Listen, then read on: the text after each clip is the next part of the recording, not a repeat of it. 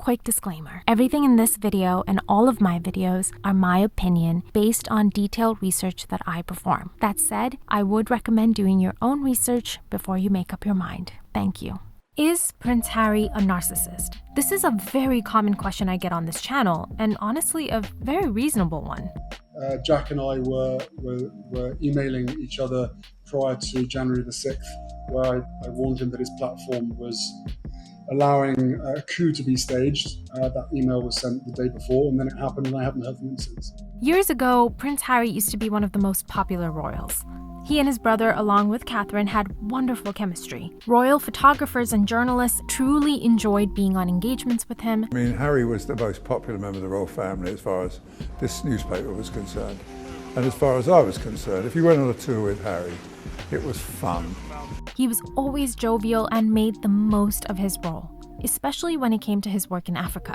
Fast forward to 2022 and his popularity is in freefall. Every one of his comments, whether on the climate, mental health, or even free speech, are all received by the public with derision. There's so much I want to say about the First Amendment. I still don't understand it, but it is bonkers. Why derision, you ask? Well, it's because of the way Harry engages with the public now, which is in one of two ways. Number one, victimhood status, i.e. us versus them thinking. Wondering whether my wife is going to end up like my mother and I'm going to have to look after him myself. Number two, elitist status. I know better and as such can lecture people. Starting with the ITV documentary where Harry said that he would protect his family through the Megxit process, the Oprah sit-down, as well as the documentary The Me You Can't See. Harry's rhetoric has been to amp up his status as victim. You want to talk about history repeating itself? They're not going to stop until she dies.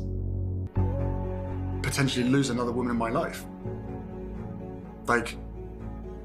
So the list is growing. As for Harry's elitist, I-know-all behavior, Harry has found the inner confidence to comment on all things, like the American Constitution's First Amendment, calling it bonkers, and the perils of misinformation, to lecturing us on mental health and burnout. Now, if you're wondering how a prince that literally grew up in a palace and is currently living in a multi-million-dollar mansion with servants and nannies is experiencing burnout, well, you're not alone. In fact, let's not forget the Spotify deal that Harry and Meghan signed, against which they have only delivered one podcast. They're hardly burning the midnight oil. People might say, well, he's just trying to help people and raise awareness. Yes, true. But it's about the way he overemphasizes himself, his own experience, his own pain, his struggles. And in addition, Harry is trying to position himself as a life guru, here to help us regular folk see just how lost we are. A good comparison is brother versus brother. How exactly does Prince William speak on issues? Do you feel you're in a better place now? Yeah,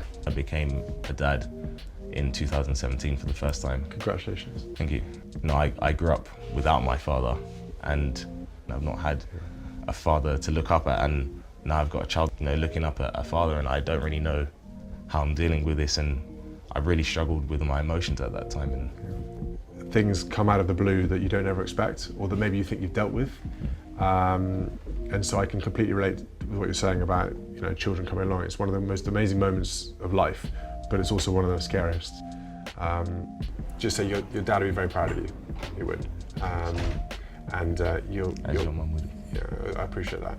Can you spot the difference? William's approach consistently is to bring attention to the cause and to the experts in the field. Overall, his philosophy is that this isn't about me and I am not an expert. He is simply a vessel to raise awareness, not his own profile. Let's use another example of comparisons, this time regarding the two brothers' views of the impact of the loss of their mother, Princess Diana. The entire documentary, The Me You Can't See, covers stories of people struggling with their mental health, but the main focus is Prince Harry and his struggles with losing his mom. Contrast with how Prince William thinks about the impact of his loss. Do you think what you've been through, particularly with your mum, do you think that has attuned you to this sort of thing? I think when you are bereaved at a very young age, anytime really, but particularly at a young age, I can resonate closely to that.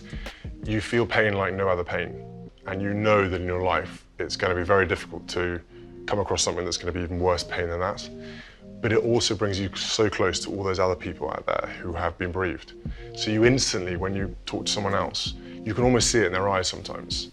It's a weird thing to say, but I can, somebody's particularly me, someone's desperate to talk about bereavement, you can kind of pick up on it quite quickly. You can see it, can you? Yeah, they want to talk about it. Immediately, Prince William shifts the focus onto other people and how the experience has given other people the comfort of speaking out about their losses. So I'm not saying that Harry shouldn't talk about his pain, no, not at all, but it's how he uses his pain as a way to stand apart from everyone else and reinforce his special level of victimhood status. This is a very narcissistic way of thinking, that they are against you. They are working to destroy you. They want you to be a failure. They want to control you because it's black and white thinking that is born out of ego rather than any sort of empathy or ability to see the other side of any situation. So why do narcissists think like that? The predominant trait of a narcissist is their belief that they are right about everything. They are the best and they are amazing, and if someone works against them, it is because of jealousy or resentment. Did you think she was well received in the beginning? Yes, far better than I expected. My father, my brother, Kate, and all the rest of the family, they were really welcoming. But it really changed after the Australia tour, after our South Pacific tour. That's when we announced we were pregnant with Archie. That was our first tour. But it was also the first time that the family got to see how incredible she is at the job. And that brought back memories. A narcissist is not capable of seeing their own deficiencies or how they may have acted in a way to push people away or make them feel mistreated. And if you listen to Harry's perspective from the Oprah interview, as well as the me you can't see, his entire approach is we are perfect, we didn't do anything wrong, the family/firm are to be blamed. So let's come back to the question, is Harry a narcissist? No, he's not. But he is deeply in love with a narcissist and has changed his personality in order to keep his relationship going. Let me explain. When a narcissist pegs you out of a crowd and decides that you're the one they're going to pursue, they arm themselves with a rapid understanding of your personality and your values and immediately embody those traits to reflect it back to you. So in the early days, they are actually getting you to fall in love with yourself. And narcissists really do look at partners as someone they need to rescue by plucking them out of their pathetic existence and showing them the light. The way they do this is to overwhelm you with their love and verbal admiration. They convince you that they see you as you truly are. They see you in your best light, in a way that no one else ever has, can, or ever will. This process of being the center of the world in the eyes of the narcissist actually fuels the narcissism in you. We all have some amount of narcissism. For some, it could be very high, for others, very low, and there are amounts that are considered healthy. But being in love with a narcissist means that you're drinking from the narcissism cup because they're showing you with utmost adoration just how perfect and perfectly misunderstood you are. And the narcissist now helps you change the context of your past. Where you may have been flexible and compromising in order to work well with your family or friends, the narcissist will help you see that you were actually being taken advantage of and that it was wrong for people to ask you to make any concessions. You now start to see how you have been a victim all along and that everyone is out to underappreciate and control you. I was trapped, but I didn't know I was trapped. Do you think in some way she saved you? Yeah, without question. There was a bigger purpose. There was other forces at play. You have now adopted the narcissistic worldview. And the reason the narcissist wants you to adopt this perspective because it makes it easier for them to control you, to separate you from your family and friends, and create a narcissistic bubble where only the two of you exist and everyone else is second class. It's also the worldview that keeps you in love with the narcissist. If you buy into victimhood and us versus them perspective, then every time one of your previously trusted friends and family members cautions you against your narcissistic partner, you immediately jump to, they're trying to break us apart. They don't want to see me happy. They want to keep me compliant so they can use me. Or one better, they want to destroy us because we're so amazing and they're jealous. The trouble with this sort of thinking is that it's impenetrable by logic. Nothing anyone ever says to you can now get through your narcissistic bubble. But this way of thinking is not just limited to relationships with narcissists. In recent decades, the self-esteem movement has been on the rise. Its primary messaging being that everyone is perfect, everyone is special. People don't need to be criticized. People only need to believe in themselves and in how amazing they are. And any criticism is a form of control. Sound familiar?